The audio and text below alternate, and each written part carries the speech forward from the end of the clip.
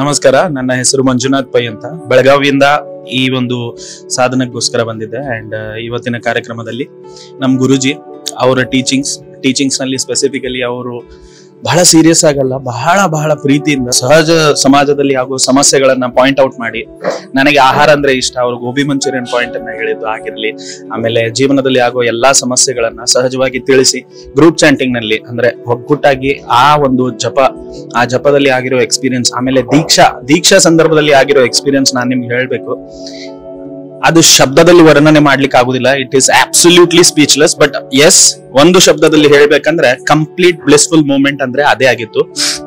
ಅಂತ ಸಂದರ್ಭದಲ್ಲಿ ಈ ವಾತಾವರಣ, ಇಲ್ಲಿ ಬಂದಿರೋ ಈ ಒಂದು ಜನ ಎಲ್ಲರೂ ಬಹಳ ಚೆನ್ನಾಗಿದ್ರು. ಅಂಡ್ ಬಹಳ ಮುಖ್ಯವಾದ ಏನಂದ್ರೆ ಇಲ್ಲಿ ಬಂದ ತಕ್ಷಣನೇ ಒಂದು ವೈಬ್ರೇಷನ್ ಡಿಫರೆಂಟ್ ಇತ್ತು. ಅಫ್ಕೋರ್ಸ್ ದೀಕ್ಷಾ ಆದ ಕೂಡಲೇ ಇನ್ನೂ ಡಿಫರೆಂಟ್ ಆದ ವೈಬ್ರೇಷನ್ ಇದೆ. ಧನ್ಯವಾದ.